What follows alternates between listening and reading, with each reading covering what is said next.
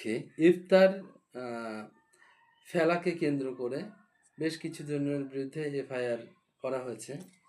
বারাণসীর এখানে এই ঘটনাটা ঘটেছে। খুবই দুর্ভাগ্যের এটা যে গঙ্গা তো আমরা জানি একটা পবিত্র নদী।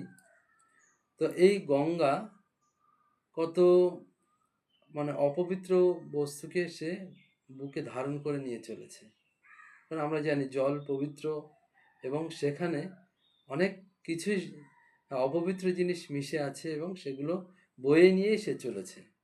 কিন্তু সবচেয়ে আশ্চর্য হওয়ার এবং সবচেয়ে দুর্ভাগ্যের যে বিষয় সেটা হলো যে কিছু মানুষ মুসলিম তারা ইফতারি করার পরে অবশিষ্টাংশ যখন তারা গঙ্গা বক্ষে ফেলে সেটাই নাকি গঙ্গা দূষণ বা গঙ্গাকে পবিত্র গঙ্গাকে নাকি অপবিত্র করা হয়েছে।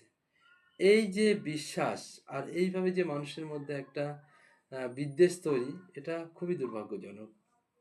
এই এই অসহিষ্ণুতা আমরা অতীতে লক্ষ্য করিনি। বর্তমানে মানুষকে যেন ধীরে ধীরে ধীরে ধীরে এই অসহিষ্ণুতার মধ্য দিয়ে নিয়ে যাওয়া হচ্ছে এবং একটা খুব বাজে এবং খুব ভয়ঙ্কর পরিস্থিতির দিকে মানুষকে ঠেলে দেওয়া হচ্ছে। যেখানে মানুষ আমরা জানি বিভিন্ন মৃত বস্তু বা বিভিন্ন কিছু বা কোনো মৃতদেহ দহন করার পরে নদীর জলে তার চিতাভস্ম ভাসিয়ে দেওয়া হয়।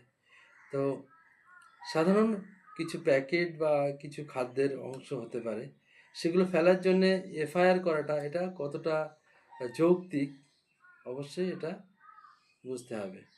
তো এই অসহিষ্ণুতার পরিবেশ তৈরি করা মানুষ কিন্তু পৃথিবীতে খুব বেশি না।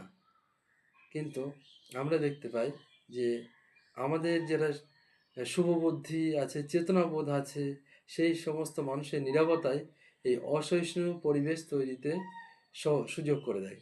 তো আমরা একে অপরের পাশে থাকব, একে অপরের প্রতি আমরা শ্রদ্ধাশীল হব, তবে একটা সুন্দর সমাজ, একটা সুন্দর পৃথিবী গড়ে উঠবে।